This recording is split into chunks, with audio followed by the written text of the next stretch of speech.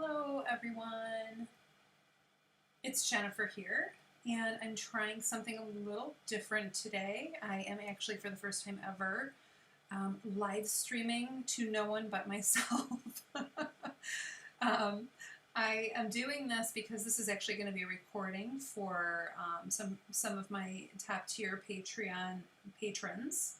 And speaking of Patreon patrons, I would just like to take a moment to recognize one in particular, Miss Helen. I would like to thank Miss Helen because we have in the Patreon had some chats. The entire group has had some chats about backgrounds and what do you use for backgrounds and what is this material, what is that material, how do you use it, what do you do with it? And one of those materials is called Faber-Castell Gelatos, and the other one that has come up is Caran d'Ache Neocolor IIs. And Helen was kind enough to send me some of the materials that she wasn't using so that I could, try to play with this for you guys today during my experimental extravaganza. So here I am with materials in hand. So thank you so much to the lovely and generous Helen. And I hope that this will benefit people down the road if we move to make this a more public video. So I would just like to start by saying I've taken a couple of my images of mermaids and I've printed one on some white cardstock. This is Calypso and she's available on Etsy in the Modern Coloring shop. And this one here is Amathea, and she is also available on Etsy. I'm just going to adjust my sound real quick so it'll sound better.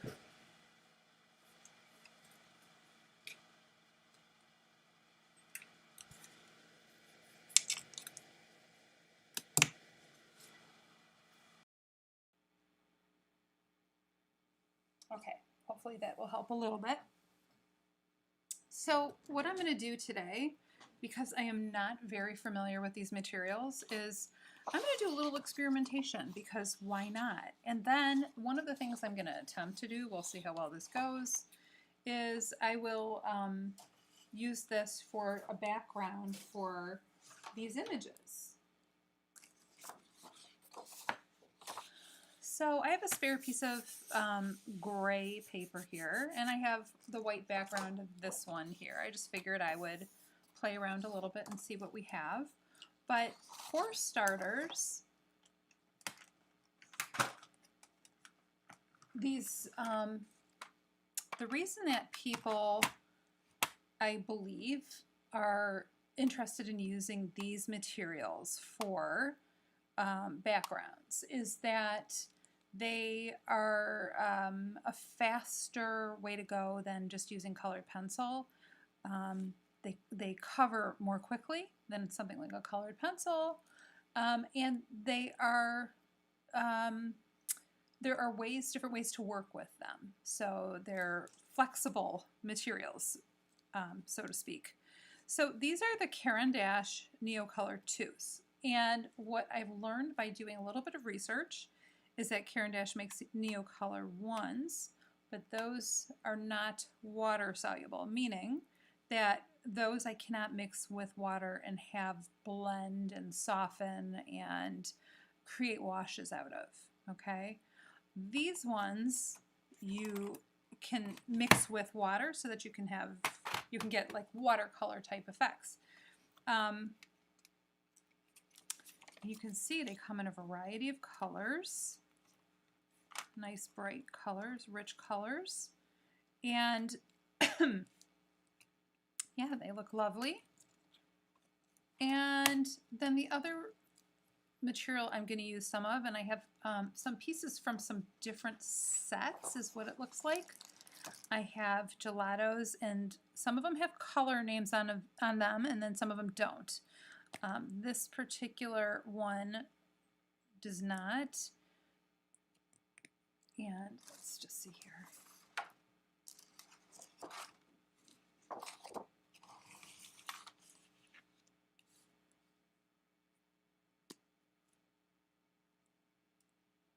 And the reason that people like to use some of these supplies is that they, that's a little bit better, is that they are, you know, thicker, wider than a colored pencil, so they'll just automatically go down faster. Okay, so what I'm going to tell you, the similarities about these is that, and then by the way, before I go into that, this is from a set of metallics, it looks like. You can see kind of the sheen on there a little bit. And then this looks like it is from a translucent set. So it's not going to be as opaque, it's not going to cover as well. That is what I can tell you from looking at this right now. And I think that that is all as far as the different kinds of sets that I have here. I'm just taking a look at some of these. Some of them are, I have this one is called Odyssey. And it's a metallic-y looking one. But there's also, I noticed another metallic looking gold, but let's see how this compares. Okay, so that doesn't look so much like gold on the outside, and it does not have a name on it. So it's definitely not a gold, like a greenish bronzy color. So, okay, so I'm looking at both of these kinds of materials here. And what I can tell you is, because these are all water soluble, they are something that you can use to add water to change the look of. How you go about doing that is up to you. If you're going to use a brush, if you're going to use a cotton swab, if you are going to use a water brush, if you're going to use a tortillon, whatever you're going to do is up to you, the way that you're going to use these. But just so you understand the qualities of each one of these, if I brush this on my finger lightly, there's really not a lot of transfer. I mean, a little bit of transfer, but it goes on like a crayon. Okay. Whereas gelatos are, I would say, get this off. There will be some transfer onto my skin here because it is a creamier, oilier feeling base. So it's like a lipstick almost. It's like a lipstick. It's like a cross between a crayon and a lipstick, I would say. It's not quite as soft as a lipstick, but it's nice and creamy. Okay, so that's the difference between the application, the initial application of both of these, I would say, from what I'm seeing. And if you've never been to one of my experimental extravaganzas before, the whole point is to take something new that I'm not used to and to kind of pick it apart and see what it's all about and learn a little bit about it and see how I can apply it to something that would make sense. And that way you're not necessarily spending the money on buying a bunch of supplies. So these are nice and creamy too. They're harder than the gelatos. So the Neocolor is harder than the gelatos. And that's fine. That's all good. All right, so now the question is, what do you do with it? What can you do with it? Well, you can do all kinds of stuff depending on what materials you use with it. So I have some water brushes here. Okay, and basically the way a water brush works is, you can see I've filled the barrel here with water. And then if you squeeze on the barrel itself, a little water will come out, and then you can use it to soften something. So you can see here that I can go down and I can soften some of these. Now, if you don't want your colors to blend together, then you need to use paper towel and decontaminate. Maybe squeeze a little water.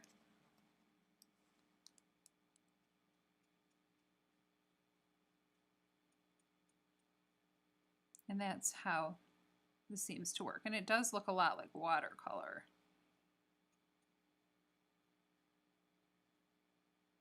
Now, something to keep in mind, this is water soluble, which means it's going to be water soluble over and over and over again.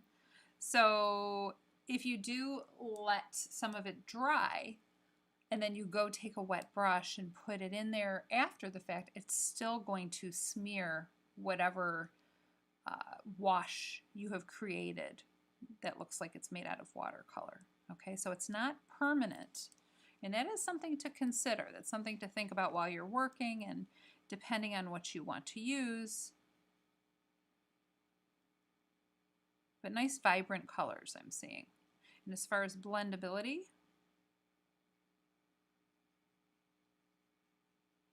you can see I'm blending one color into the next.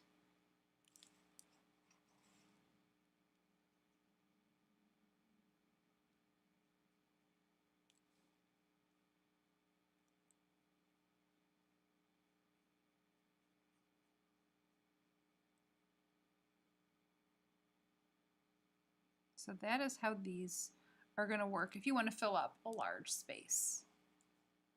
Now, a big question is, since they're both water soluble and they both kind of work for similar purposes, can they be used together? Well, my initial feeling is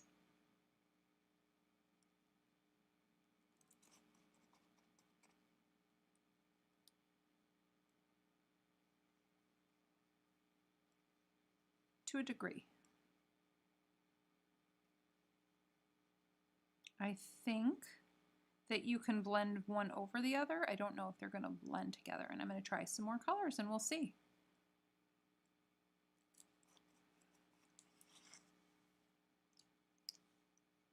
So I'm going to take this metallic gelato. Oh, and by the way, all of the Caran d'Ache colors do have names listed on them. So emerald green is there. So if I use this and lay this down right next to the other, let's see what happens.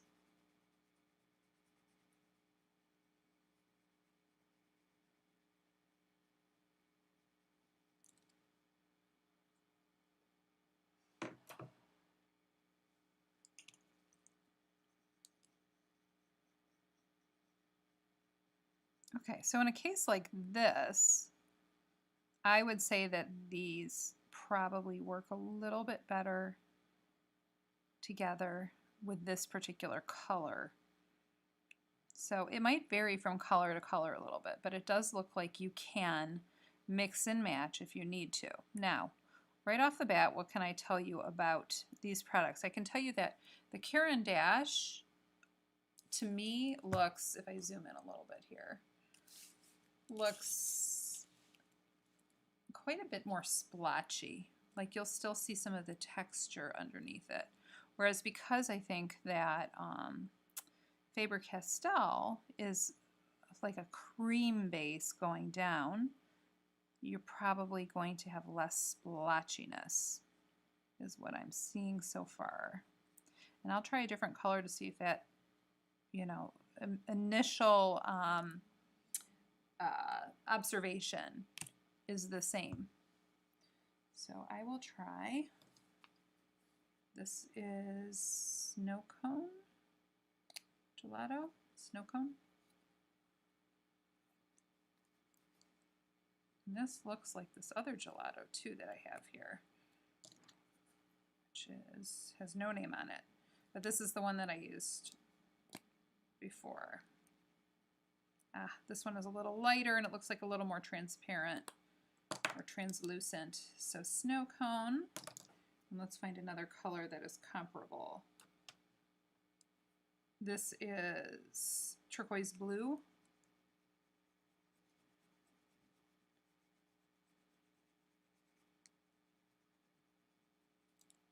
All right, now let's see what happens if I do this. So I'm squeezing a little bit of water.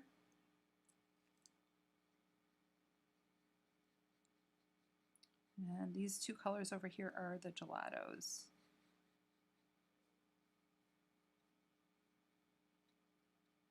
And will it blend with the Neocolor? Looks like it does pretty well. This particular Neocolor, maybe it was just the application of it, I'm not sure. So far, it doesn't look as splotchy. But let's see what happens when it dries a little bit.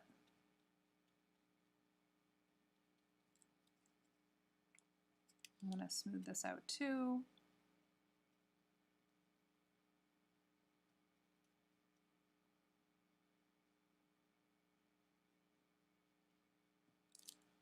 So I would say I can see some of the splotchiness in both.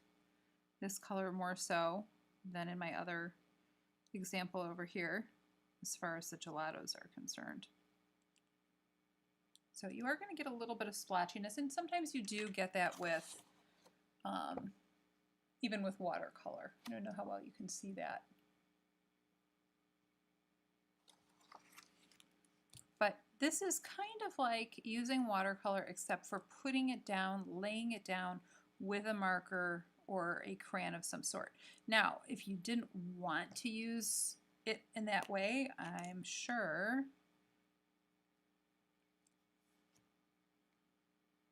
this color that I'm using is called Metallic Blueberry.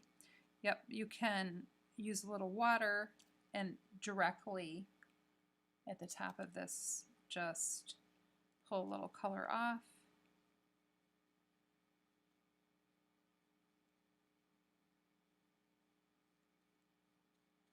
Just like that. I got some chunks in here somehow. I'm not sure how that happened. If that was my doing, no clue. That's a pretty color. That's like a nice metallic. You can see how it's metallic-y when I turn the paper. It's neat. So it is like using a tube of watercolor or a pan of watercolor in a way. Except for maybe it's a little less messy because it just stays in a stick. And then I can build up layers and layers with less water in them if I want it to be deeper, darker layers. You can see I'm adding on this corner a little bit more compared to over here. A little more color here. I'm going to try one more layer to get that creaminess down.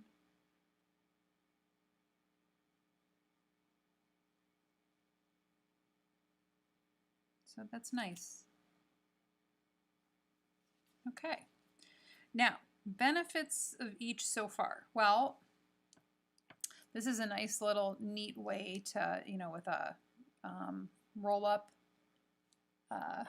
feature on it. It's a nice way to keep it contained, keep a cap on it so it stays soft. I don't know what happens because I haven't had experience with these. If it dries out, that I don't know. I couldn't tell you. Maybe somebody else watching this will. The benefit of using Neocolor II, and it's called an aquarelle, which basically means you can add water to it, is that it's a smaller crayon, and I'm betting that we can sharpen this. Let's see if I'm right. Can we sharpen it? In my wider side, it looks like. Yep.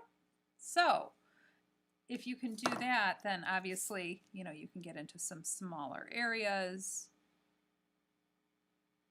So you can see the benefit of each.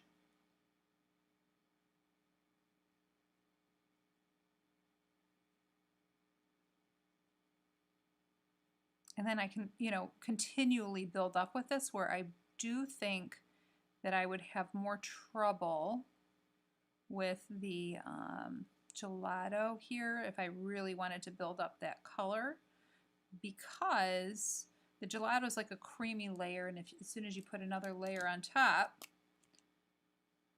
I put a layer down, and then I go to put another layer over it. Well, it's getting darker, but you know, it's I can't like build it up in the same way. I'm not going to be able to do that quite as easily. This is more versatile in that way. And then there's different things that you can do. You don't have to use water with it. I've been told that you can use a Q-tip dry and you can blend, which you can, but it still does look splotchy. If I try using, this is a tortillon or a paper stump, do that, which is similar to a Q-tip. So I don't know. I don't know if that's a way I would go with using these. And then if I clean this off, let's see if I can get this blue out of here. I don't know if I'll be able to or not. I got most of it. Okay, so I got most of the blue out.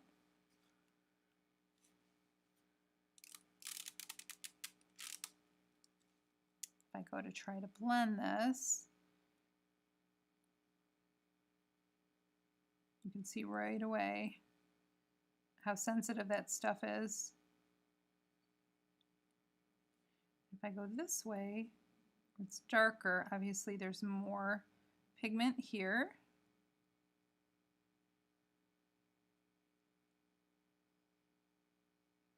So that's kind of cool. So I can blend with that, and if I clean my brush off a little bit, I can go in and I can dry brush a little bit to blend even more.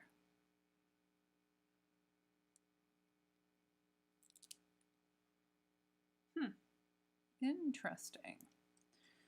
Okay, so you can see, I don't know, depending on how you like to work and what your goals are, I can't really recommend one over the other. It really depends on you as far as what you would like to use it for. Now, I'm thinking about this and saying, how am I going to use this? And I think that I am very much, first of all, I should say, I'm very much a mixed media artist. I like to mix it up because I feel like there are benefits of each product, and I can utilize sometimes 2 or 3 products in the same space and make the most of those products. So that's what I would do here, and I would probably start with this as a base. I wouldn't, for the most part, I wouldn't attempt to put this over like colored pencil or something. I would probably use this as the base, and I would probably use this mostly for backgrounds is what I'm thinking. So yeah, that's what I would probably do. So that is my first little bit for you. And then I figured I would try doing something in particular for you. I'm just not sure which one I want to use.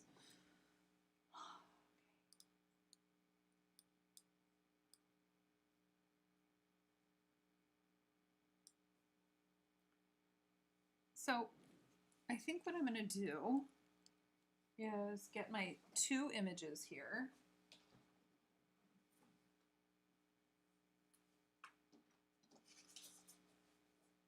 And the other thing to keep in mind is I do not have watercolor paper here. This is a toned Strathmore toned gray paper, and then the other paper I have here is I think it's Georgia Pacific, and it's a card stock. So the card stock might be a little bit better at absorbing any additional water. I can try it and see if it's smeary, if it's blotchy. Let's find out. But my goal is to try to fill in this background. So why not, right? We can try a little bit on each maybe. So how do I want to do this? I think I think I'm going to start out by using the crayons, and I am going to try to create sort of like an ocean background here. And then if I need to, I will add water and all that.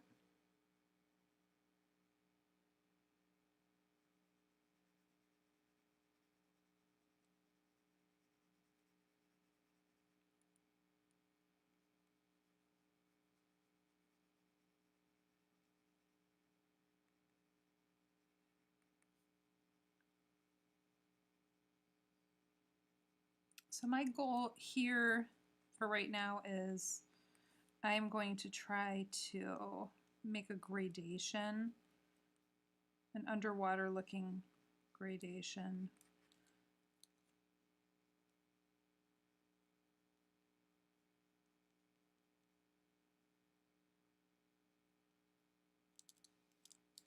So I'm just sort of evenly trying to lay down this one color, which, by the way, I didn't even mention the color.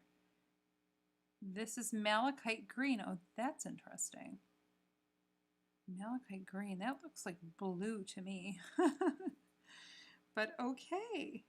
All right, Karen Dash.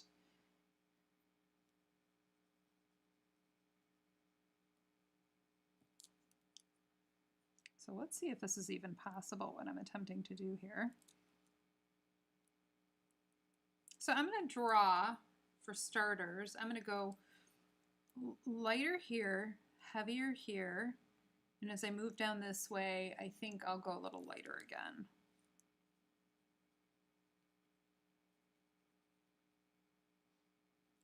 And I probably should have done this in the background instead of here, but whatevs. I'm just playing around, right?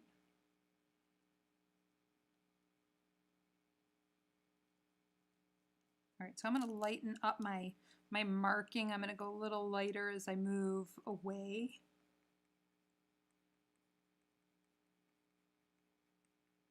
But I'm also going to try to keep this as even as I can, like without lots of splotches, because I don't know if those splotches will show if I'm not careful to begin with. I really don't know.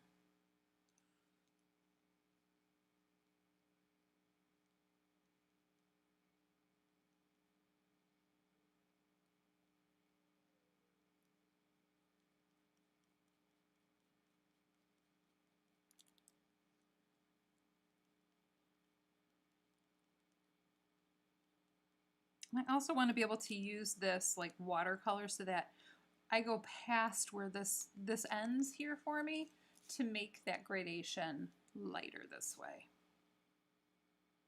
Make sure I get all these little negative shapes in here. The negative shape is basically space that exists where an object does not.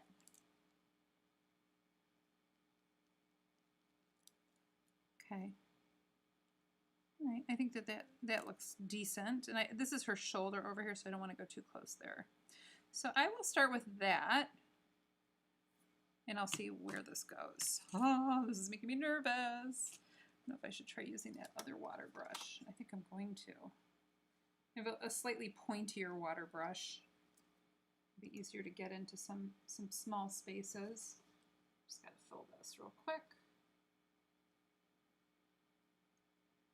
Okay. You can use a paintbrush, by the way. You don't have to use a water brush. You could use a paintbrush. I didn't say that, but you absolutely can, and I should probably try that. Okay, so I have my pointier water brush here. See that?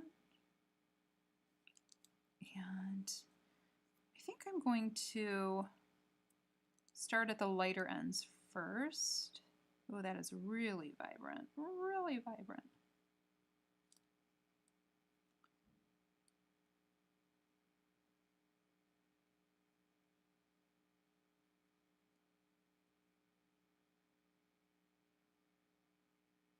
Well, it does blend nicely so far.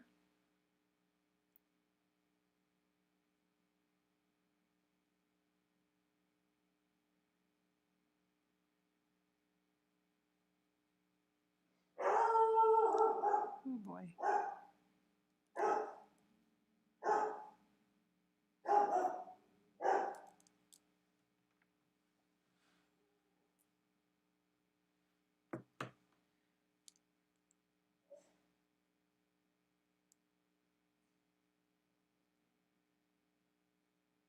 So I'm just going in and trying to get around the shapes here.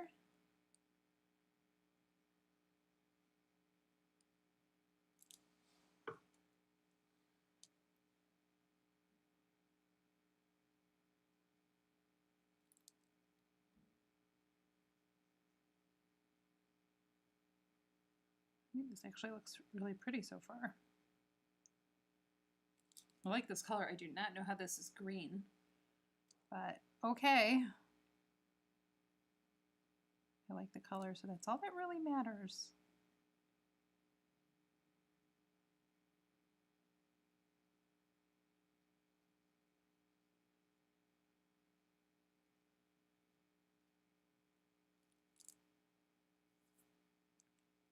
I'm gonna clean this off a little bit because I want to go down over here and blend this out before I go any further down.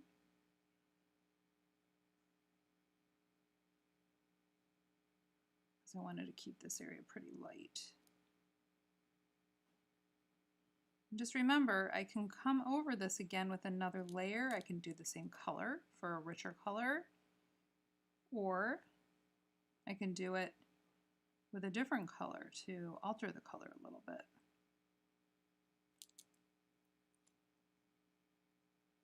Try to take a little bit of this color out and put it over here.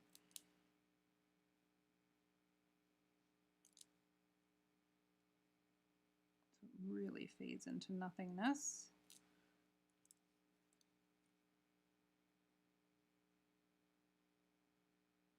Yeah, this was definitely the right call to use this brush for this. Otherwise, I really would have been struggling with the flat brush.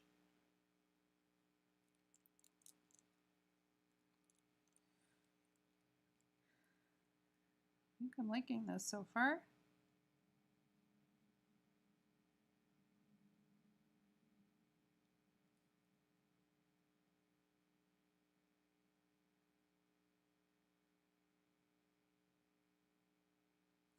Okay, that looks good. That's pretty, don't you think? All right, let's see if I can blend out this just a little bit more. Who knows? We can go back into it and blend a little more, little hair there. Now, with paper like this, it is normal. Your paper is going to buckle a little bit. It's just going to happen. You can flatten it in a book. You can tape it like you would tape down watercolor paper. I haven't bothered to do that here. You can pre-shrink it, size it, by taping it down with some special watercolor tape and covering the whole page first with water. You may have some runoff of ink from your printout though, depending on your printout that you've made and what printer you use to print it. I'm just going to try to get a little bit more of this out and add it here. Not that much. That was too much. Here we go.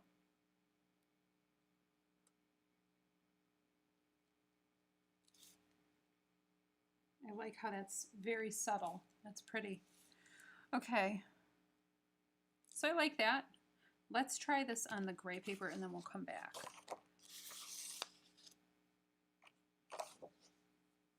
Move this out of the way.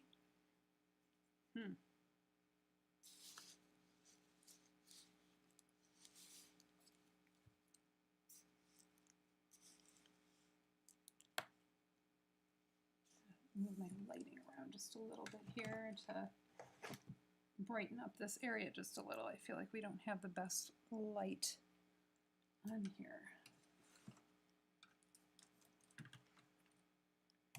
That might be a little bit better. Okay, so again, I'm going to try using a little bit of this. We'll see where this goes. I do not know. And I am guessing.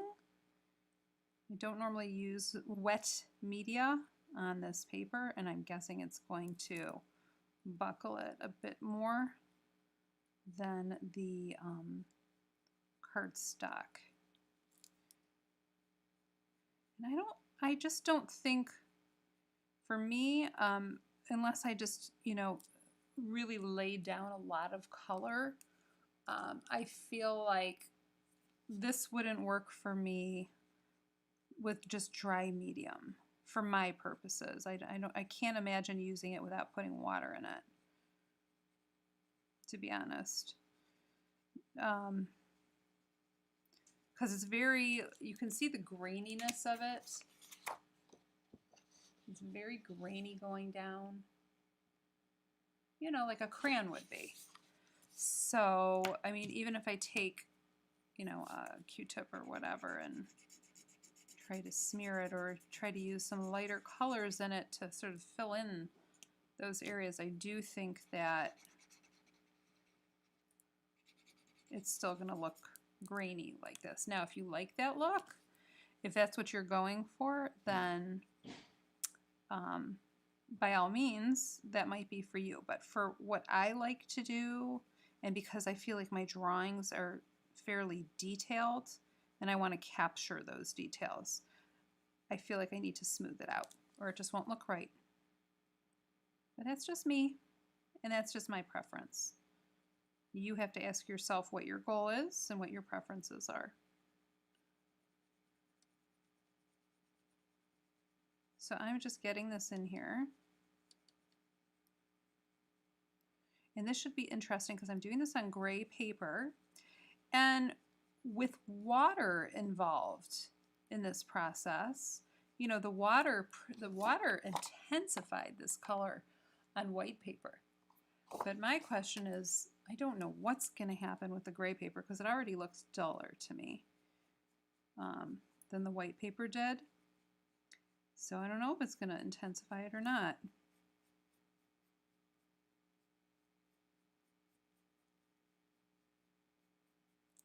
I'm going to do some heavier layering in here.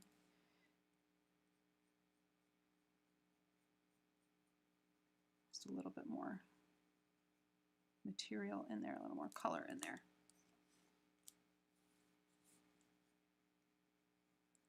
And then as I go up, kind of like I did in the other image, I'm going to lighten the amount that I use, lessen the amount that I use, I should say, which is going to make the gradation, I think, a little lighter.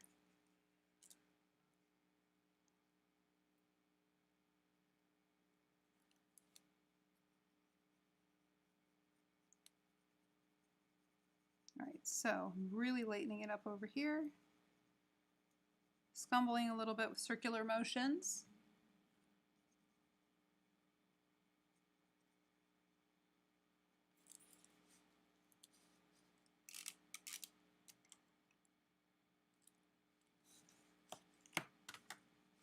All right, so let's see what happens if I add a little water.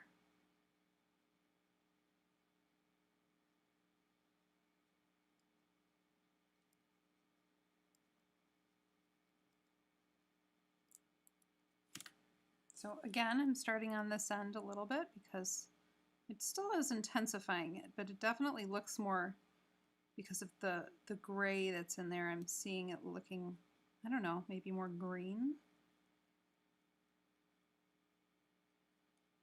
And I think it may have gone on a little more smoothly on the cardstock. And I'm not putting a whole lot of water in here. I do not want to just, you know, completely saturate this. Otherwise my paper will completely wrinkle up and there will be no going back. So that is the nice thing about using one of these water brushes.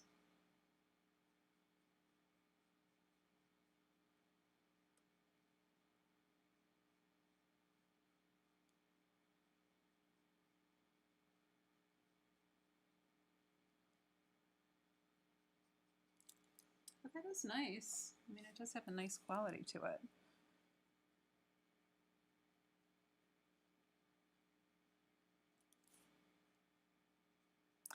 something to keep in mind too is that watercolor itself a lot of times dries lighter when it's totally dry. It becomes a little lighter than when there's water mixed into it. So I don't know if that will change what we're seeing here right now, but that's my guess. It might lighten up just a little.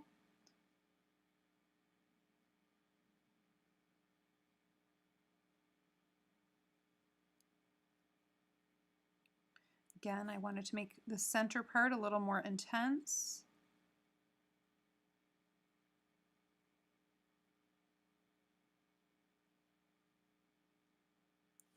So we're really kind of focusing on this little fish right here.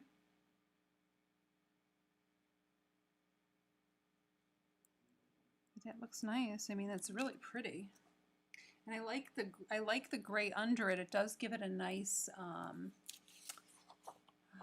like mellow kind of effect. You can see that there. You know, it does mellow it a bit.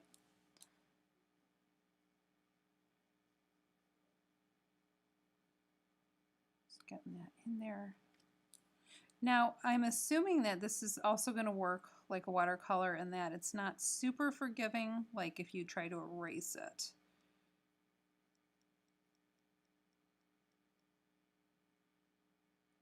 When I say erase it, I don't mean with an eraser, I mean with water. Because watercolor, sometimes you can pull some of the color out by using more water on it. And not scrubbing it in circles, but lifting it off. I'll test it out in just a minute here. I just want to blend this out a little bit more. Okay, this is looking good. Just going to try to get this lightened up. I shouldn't say lightened up, blended up. Because right now it's looking gritty. But as soon as I smooth that out, you see how nice and vibrant that color looks. Looks really pretty.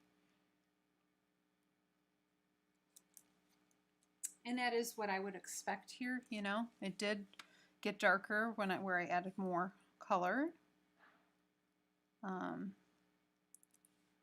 So it did behave as I expected. And then down here I would probably, you know, get some of this off of my tip and just drag this down a little bit more.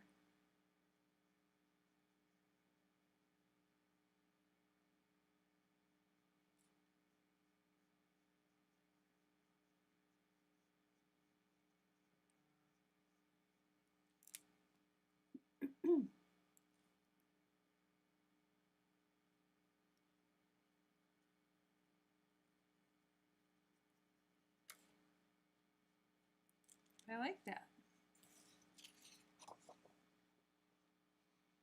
You see that? It's nice. It's pretty bold.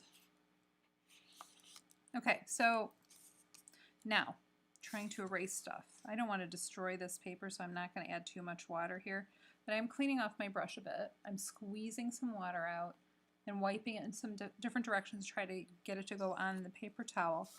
If I want to pull some color off, then I would have to work it, dry my brush off, and basically pull it off, which you can see it pulled a little bit of that color off right there. You'd have to keep doing it. Now, I would not suggest doing a lot of that on this kind of paper because it is not a heavyweight paper. It's, you know, like a medium weight paper.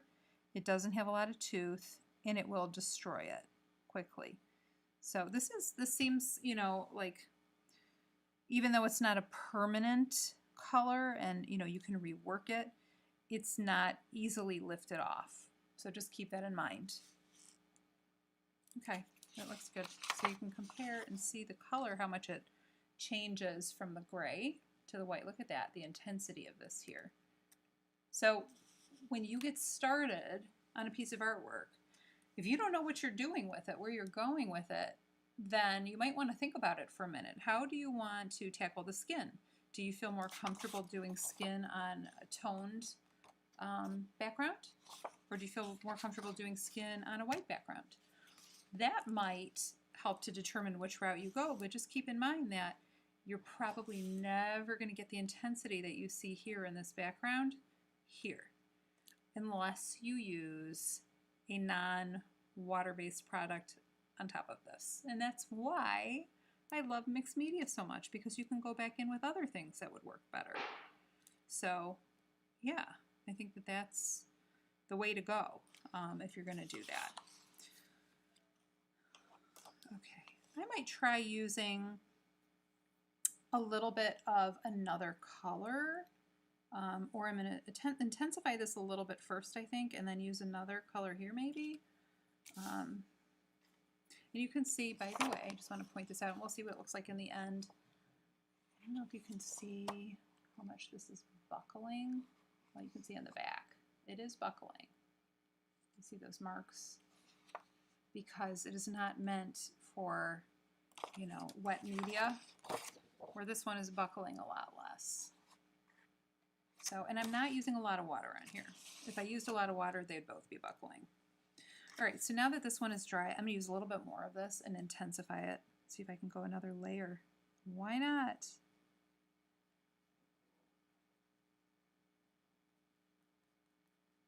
So it is taking it, it is accepting it, which is good, because if you use a lot of wax-based colored pencils, you will probably know that the paper, the tooth gets filled, it shuts down after a while. You can't add more. So we'll see how much this changes once I add water to it, or maybe you don't add water to it. Like maybe you like the way this looks and you don't need to add more water to it because we've already plugged up some of the tooth of the paper, so you're not going to see that white splotchiness. So I don't know. I don't know if it's necessary to use water here. I'm like looking at it going, I don't know if I need water. But if I want to go deeper, darker than this, then I probably need to add another layer or another color. And I think I do want to do that.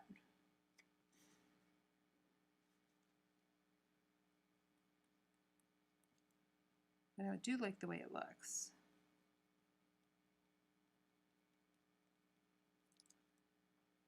I'm going to add a little more color over here. Okay. Now if I did add more water here, what would happen? What I don't want to do is create like a bunch of streaks in the middle of this artwork. And you do have to be careful going around shapes. Like you're not going to really be able to erase if you get this stuff on top.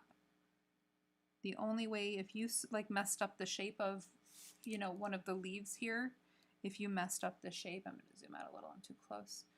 If you messed up this shape here, then you couldn't really erase it out very well with this, whereas with like real watercolor it would be easier to do that. So your best bet would be to probably go over it maybe with a paint marker. You could try using, depending on what color you want it to be in the end, if you wanted it to be white or if you just wanted to color over it. Sometimes some gouache paint, it has a flat surface.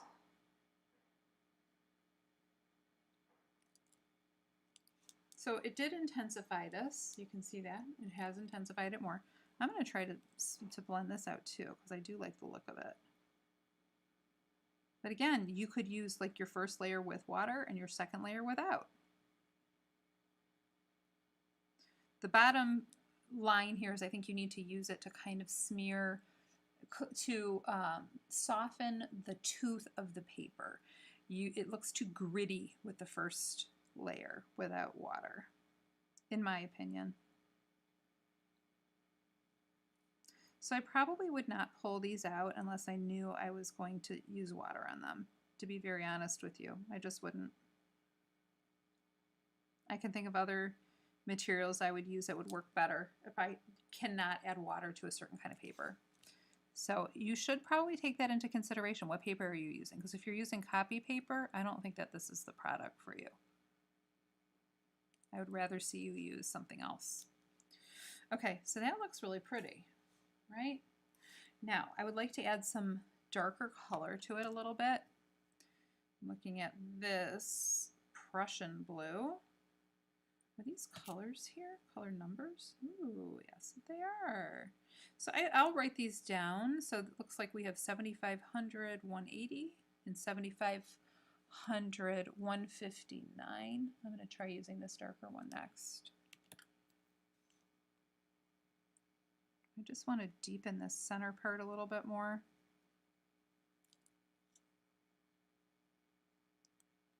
And I should sharpen this because this is too dull.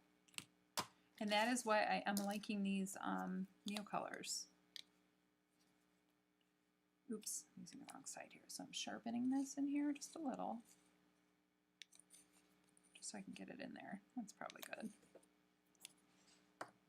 And I'm going to add even a little bit of black on top, I think, to go way, way rich right in the center. Because I do want to really create like lighting, like stretching this out from the center. Like it's gradating out in a linear way. The center is the darkest. So all these shapes then would also have to be darker if I'm going to do that.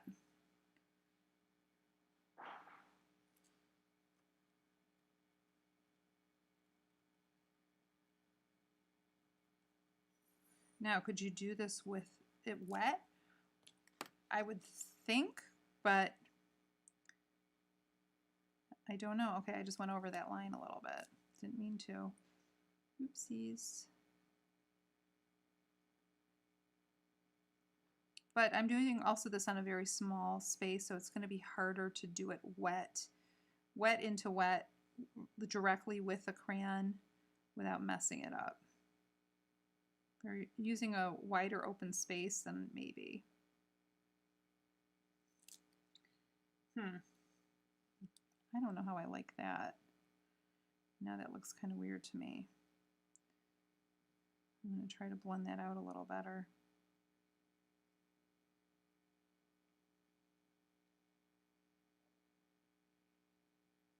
It's a little bit better.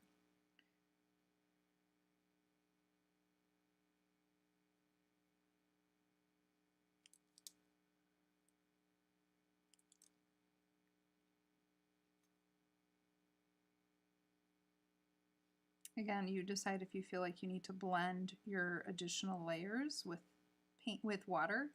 You might just want to leave them crayon. You can these ones you can go thinner on by sharpening them. I should make this darker here. And I'm going to add some black next.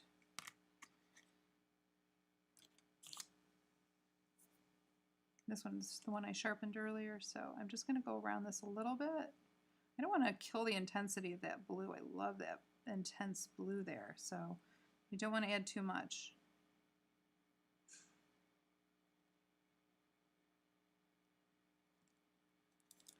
Just a little. Okay, and this black, by the way, is 7500.009. See that at all? Here we go. And that, here you can see, you know, it's really looking intense there, right? Pretty darn intense.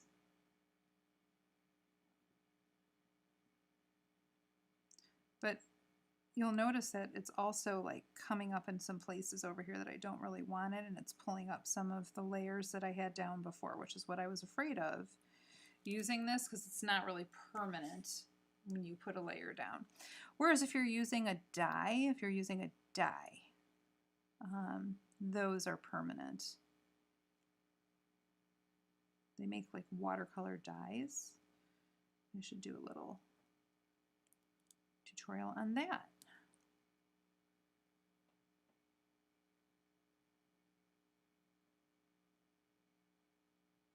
Okay. All right, well that looks cool. What do you think? All right, I'm going to just wipe this down. Now, I would like to make this portion like a little bit greener. I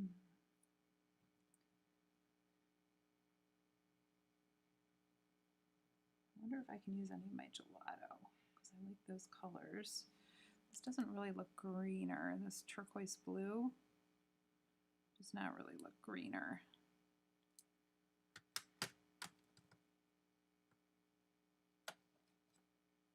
What color is this?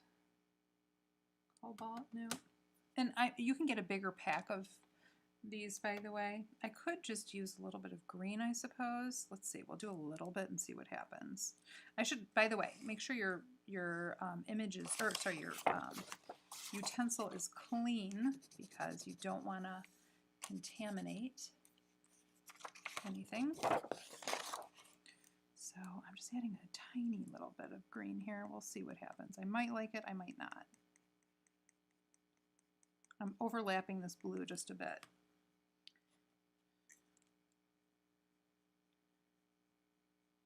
And the green that I chose, by the way, I'm not doing a very good job there, is 7500.230, and this is yellow green. So I have yellow green, I had Prussian blue, I had black, and I had malachite green. And I think that this is not the best green. It's too light. So I guess my next question is, it's too light. If I take a little bit of the original color, I just don't want to go darker. That's way too dark.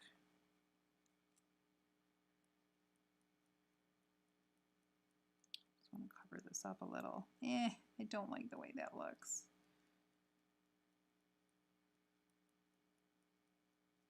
I like the intensity of it, but not the color. It's just too yellow. So if I were to take, we're going to try using a little bit of one of my gelatos now. Why not, right? I am looking at this color here, the snow cone color. Let's see. Ooh, that covers it up a little bit. And it's not so intense, so I could probably get away with that. You could probably take some of this and put it on a little piece of wax paper, like a palette, and mix it together with some other colors. So it is covering over this a bit. It does look better. I mean, it's not perfect, but that's why we do this experimental extravaganza. I did want to make this greener over here, so maybe I will actually choose. This one here is a metallic color. I'm afraid to use this color. This is too dark. Yes, way too dark. This one here, let's see how this one varies. This looks like it's got more white in it. This is one that does not have a name on it. So this might be a little more opaque, yeah.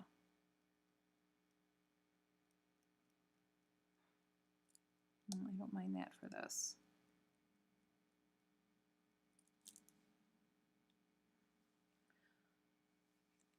What happens if you put it directly down?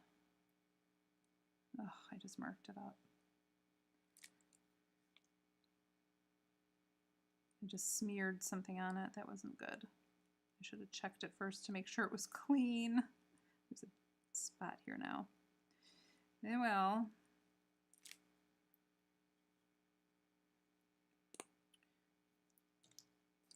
I know this is metallic, but this is really the hue that I was going for. It's like a minty green. Yeah, metallic mint. So this is like the color I was trying to bring it to, that I was hoping would mix, but obviously that yellow-green would not mix very well.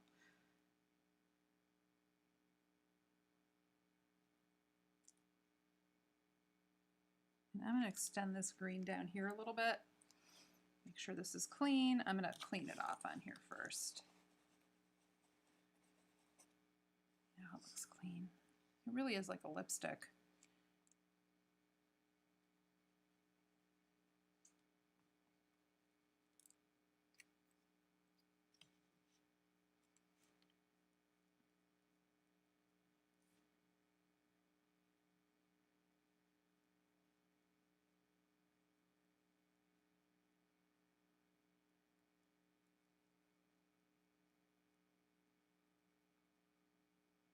I'm just trying to smooth this out a little bit. It is a little splotchy, but that's okay. If I were to do it all over again, I don't know how I would do it. I really don't. Okay, I do have a white one of these, and it's dirty on the top, so I am going to clean it off with a little water.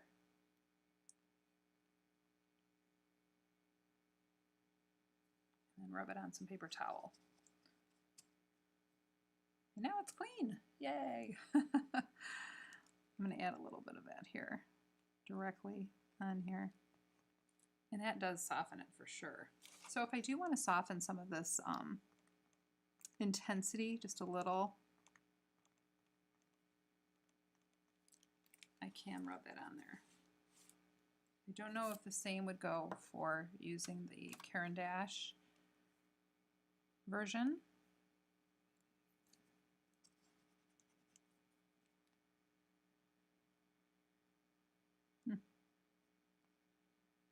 Not bad.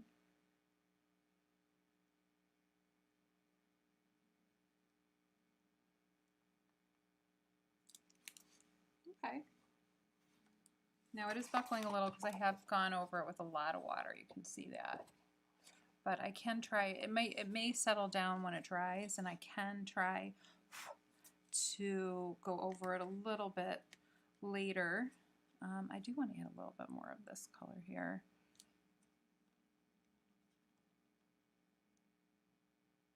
This metallic-y green, even though I wouldn't really want metallic here, it is the right tone. It's the right hue. You need to get some of that green in there, and I just don't have the right color in the set. So as I was starting to say, you can get a bigger set of the Neocolors. This set that I have is 30. So you can do a lot with a 30 set, but if you want the whole thing, then they sell more. All right, now I'm going to use this down here a little bit to blend this side.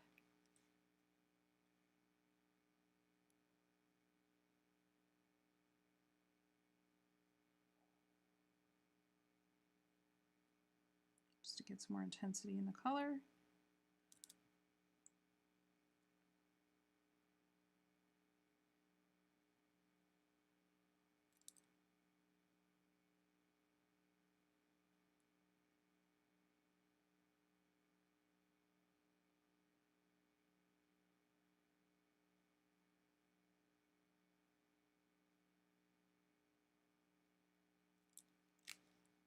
I do like the way that that looks. That looks really pretty, actually.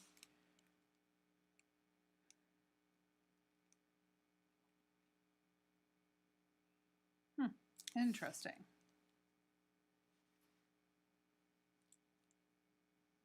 I do like that.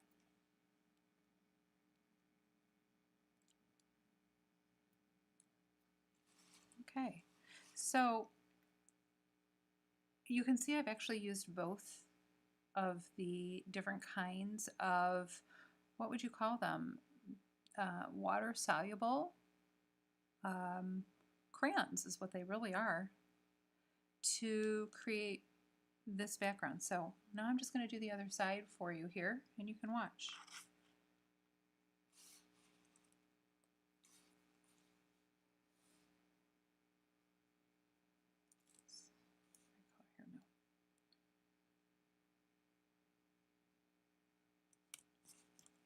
If something didn't look right.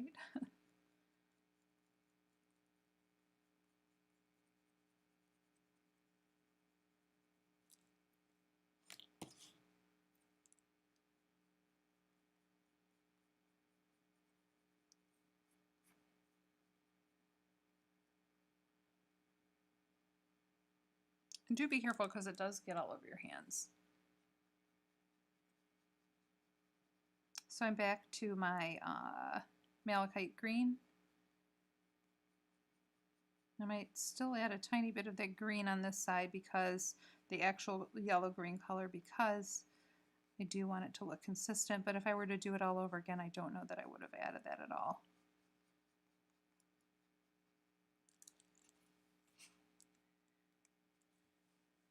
And that is the only thing that I'm really missing from this set that I can see right now.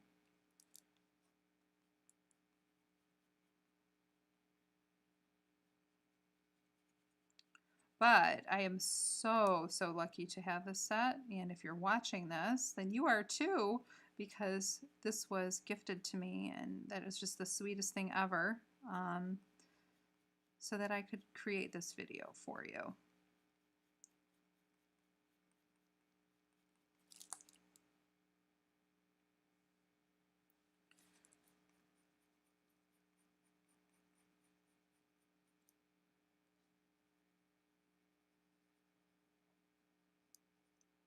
Now, a good question would be is if this erases in its dry form.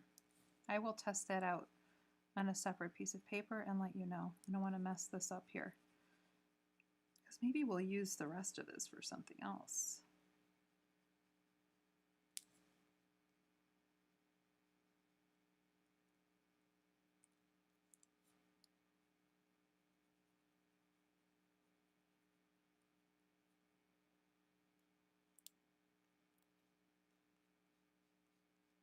Again, get those negative spaces.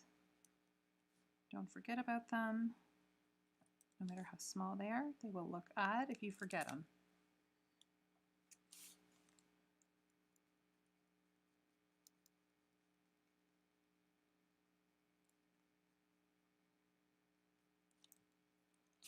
And I did selectively choose some of the negative spaces in here, and I did not continue this on up here. You could go either way, or you could do it half and half, whatever makes you happy.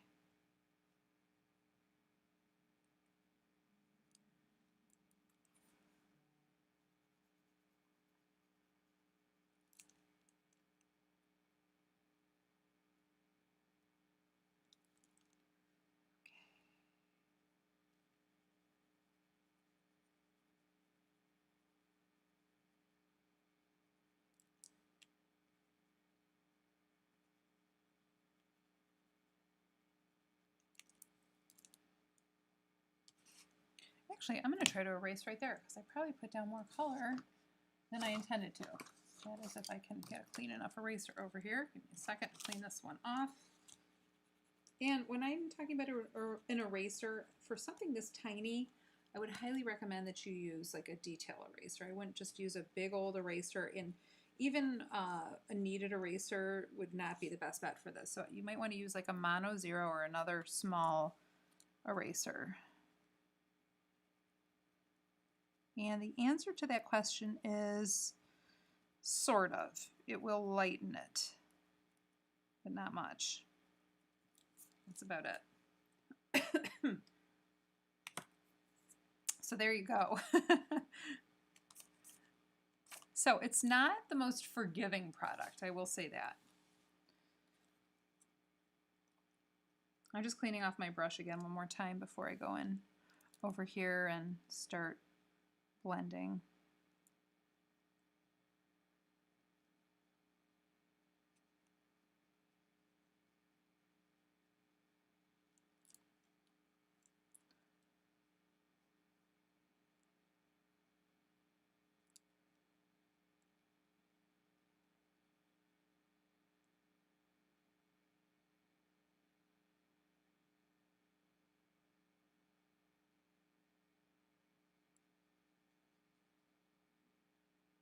And this works, it works very differently than traditional watercolor.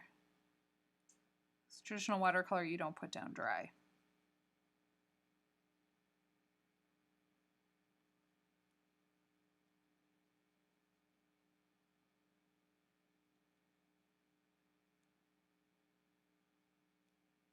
And if I wanted to do like a wet and wet with this, you could do that. Wet and wet meaning that you wet your paper down first completely in an area where you want to collectively have one color, and so it pools in that area.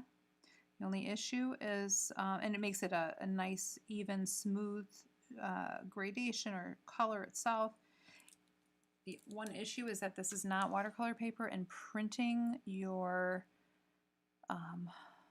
line art or grayscale image onto a piece of watercolor paper, it can be done depending on the printer, but it is a lot harder on your printer than cardstock or regular paper or toned paper. So just make sure you know what you're doing, because you could break your printer. Don't want to do that.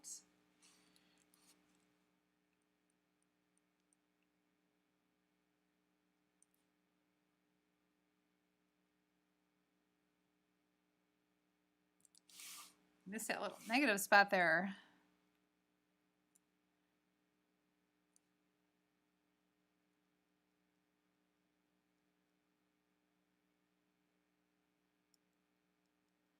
So I'm almost done with this section here. And then from there I can go back in with the lighter colors and the greener colors and the darker colors, which I know I did darker next, so.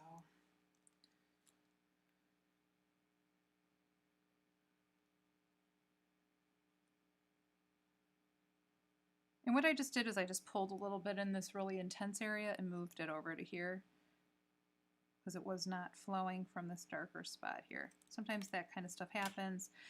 It looks a little choppy here. I might go in with my crayon and hit it, and then try to go over it. But look, you can see the marks from the crayon there, so do be careful, you know. It might be easier just to take a little more color off of the back side. It's really intense. I was not expecting quite that much color there. What happens if I add a little water here? Try to get some of it off. That's how you would erase it. Again, I can go over this with that metallic green and the white as well. All right, so now I'm going to go and use my darker color, which was the 159 Prussian blue. And just get into these areas in here. Maybe if I mixed the black in with it at the same time, it would be better. I don't know. Maybe if I like did it so like it was like I was drawing it, that would be a better bet.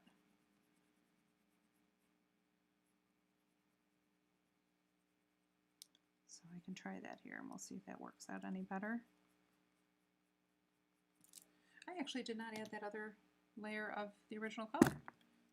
Sorry. So I'm going to add a little bit more of that over here because I can see I need that here. But hey, why not try it all blended together as a drawing first this time around? Because last time I did one color at a time and then wet it down. We'll see if there's a big difference. That's why we call this experimentation.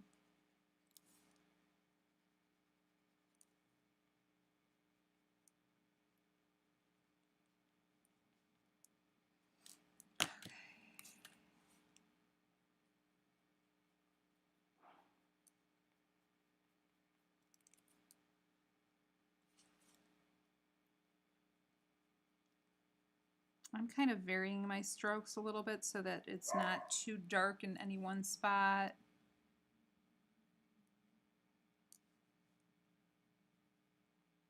It kind of helps to blend it when you change the direction of your hatch marks, is what we call them. Okay, and then a little bit of black. Try this all at once here. And we'll see what happens. Who knows?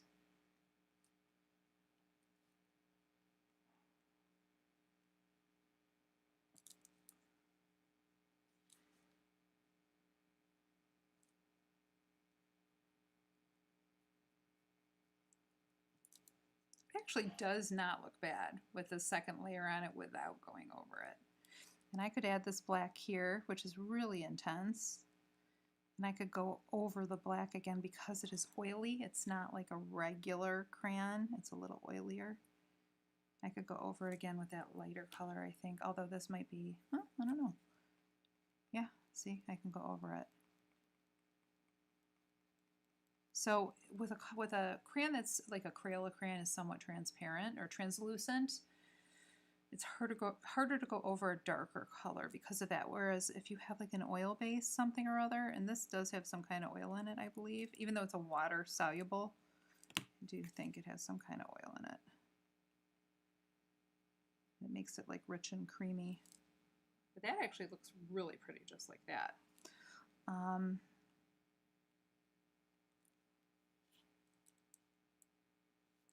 So you would have to decide, you know, what you do next here. And this color right here, I didn't use this color before. This is 7500 171. This is turquoise blue. I could go over some of my hatch marks from the other darker colors and blend those out if I wanted to. See that? The only issue is I don't have the nice lovely greens there. But hey, I can add a little green, right? Just a little. I don't want to overboard. Just a little. Because this green is just way too bright. And I'll use the other stuff on top after the fact. Wow, that really does not look bad with the blending. So I think the goal is, the bottom line is, you need to, in my opinion, you need to use your water with the bottommost layer, and then you decide if you want to do more with the topmost layers, more water or just dry.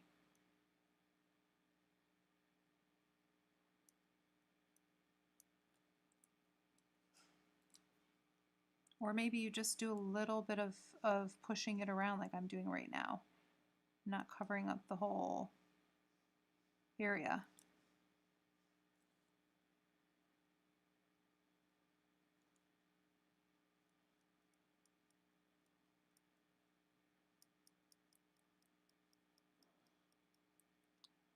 Okay, it is looking good.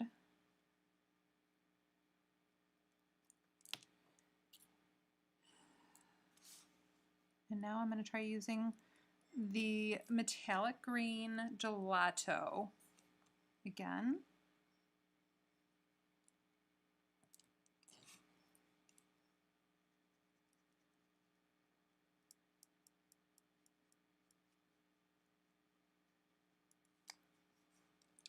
It's dry, and it looks like some of the buckling has gone down a little bit. There's still some.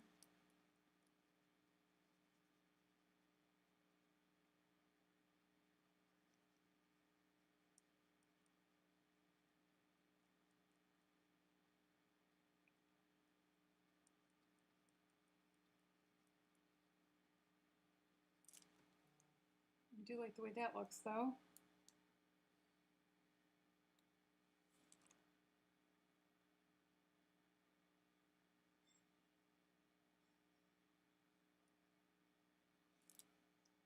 Overall, it looks pretty. And now I'm going to use the, I mean, last time I think I just kind of did a combination of these, but I'm going to use this one this time. Let's try to blend this out just so it's not so splotchy.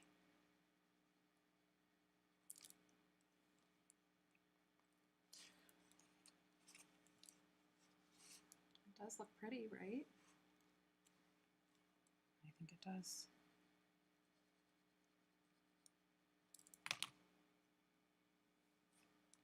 And then if you need to blend it just a little bit to get some of the white out, blend your color a little bit more, you can. And again, I could use this other turquoisey color to kind of marry the green in here a little bit better.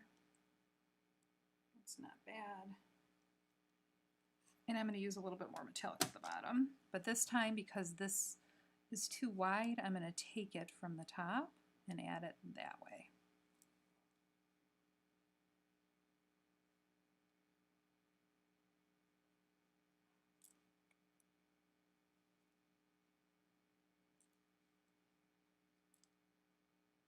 Oh, that was her shoulder. Whoopsies.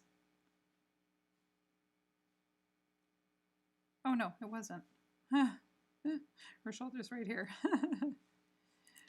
Okay. That looks pretty good. Let's just get this brought up a little higher.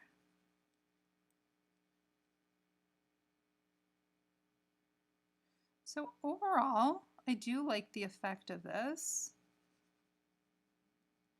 Now, if you wanted to, you could probably add some colored pencil on top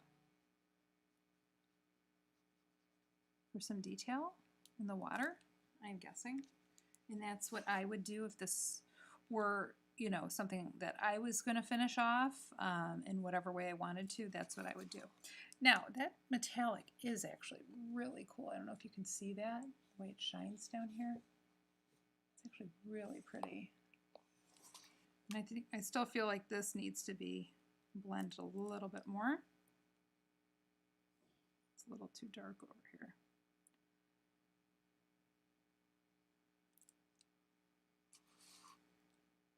Yeah, I like the way that that looks. And that's a nice little water effect, which that is something that Helen wanted.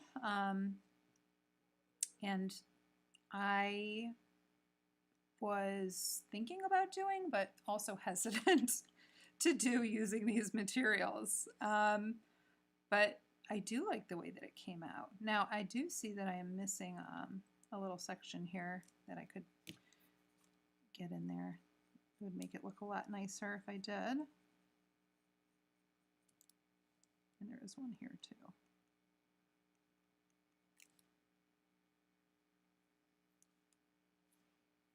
I don't know if that's hair over here or not. I'm just going to color that in. And then in this space here, I would also add a little bit of my darkest color here. And if you wanted to, you could even go over it with a little black.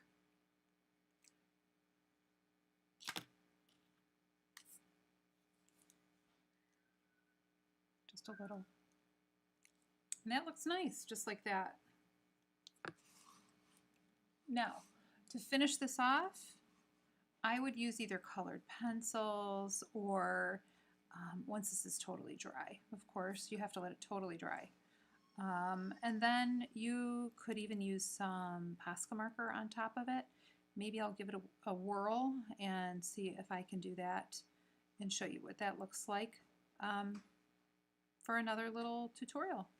Anyway, I hope that you have enjoyed this edition of Experimental Extravaganza and that you learned a little bit about how to use